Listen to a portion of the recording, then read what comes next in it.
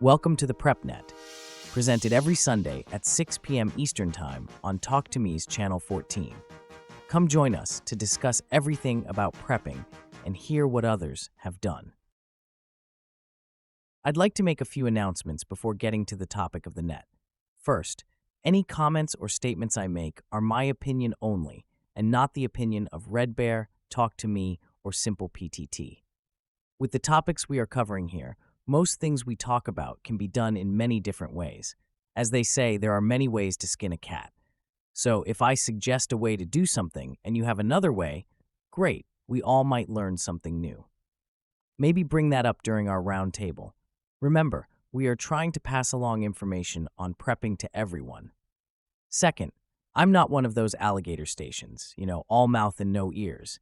I do listen to what you say during our roundtables and use that information to change my presentations if needed. Today's topic is an example of changing what was going to be discussed. Keep your comments and questions coming. They do help. Third, I know many people are listening to the net, but don't register for the net and don't participate. That is fine, and it is not required.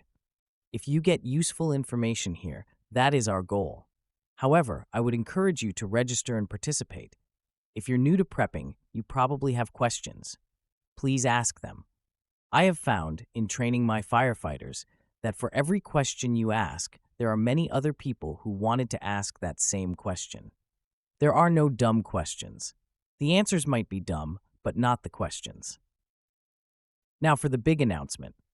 With our limited time on the net, I try to make my presentations short and general, so there is time for the round table, but there is more I want to put into them. Our solution to this is that we will create an expanded version of the presentation I give on the net and put that into a video you can watch. There will be additional information on the subject so you can get a better understanding of the topic. It's worth watching them even if you attended that net. These expanded versions are not detailed how-to videos, but again, we'll give additional information over what the net presentation gave. Another thing we will be doing is recording the net, so if you missed the net or just want to review it, you will be able to do so. We will be posting a link to the expanded presentations and a link to the net recordings on the Talk2Me GroupMe site. We are hoping that these steps will enhance our net. Now on to the topic of this net. Bug out? Each net presentation will cover a small portion of the overall prepping topic. We will build on the previous nets, so some of the material may be repetitive. The topic for tonight was to be bug out or bug in. However, after listening to last week's roundtable, it appears that more people will be bugging out than bugging in, so this week's topic will only cover bugging out. A warning or tip here. Get the buy-in of your spouse on this. Not having the support of your spouse will only complicate matters and frustrate you. This is not written in stone, but you might bug out to avoid a hurricane, tornado, flooding, mudslides, or a fire. These are the most common reasons to leave your home and go to a safe place. Civil unrest or other dangers might also be a reason to bug out. You need to determine your dangers and act accordingly. As an example, my only bug-out danger would be if Yellowstone Park had an eruption. Otherwise, I'm bugging in.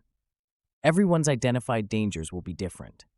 Pick the most likely danger you have identified at your location that would require you to bug out and start planning. Determine your bug-out location. This could be as simple as going to a local shelter, a friend's house, another property you own, the property of a friend, or even to a national forest. I would be careful bugging out to private land where you don't know who the owner is. Ask first. So you now have a place to go, but be flexible. As an example, in my Yellowstone Park eruption situation, my bug-out direction would be determined by which way the wind was blowing. If it was blowing away from me, I might not bug out at all. Take this into account for all your planning. Next, I would make a list of things you need to take with you. What is already at your bug-out location, if anything, and then get what you need that you don't have. Of course, this depends on where you are going. If you're going to a local shelter, you don't need to take generators, gardening tools, bags of rice and beans, etc. You get the idea. If you're going to a friend's house, you will need to take more, and so on.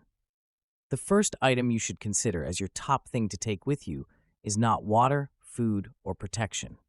It's your important documents like birth certificates, marriage licenses, deeds to house and land, insurance documents, checking and savings books, and IDs. There have been instances of people who needed government help being required to provide these documents to get aid, grants, or loans to rebuild. Kind of hard to do if your documents were washed away in the flood. The rest of what you will need to take with you will vary depending on where you are going and what your needs are. Don't forget any medications you take, and remember to provide for your pets. We will be covering in more detail the types of things you might want to take with you in later nets. After deciding what you take, you need to decide when you will bug out.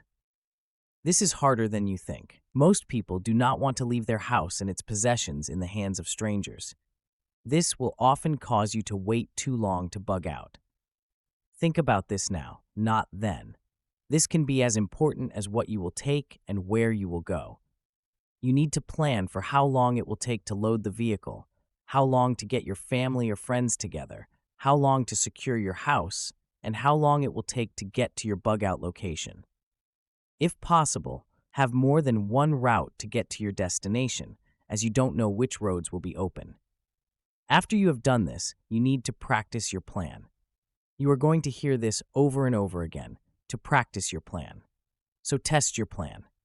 Find out how long it will take you to load your vehicle with the items you will take with you. Drive to your bug-out location. It may take more time than you thought. Be sure to add a buffer, as your test drive may be quicker and easier than in a real emergency.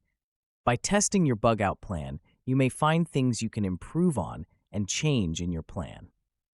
Do this for all of your bug-out plans. Here's a tip to maybe make your planning easier and quicker. You are all writing down your plan on your computer, right?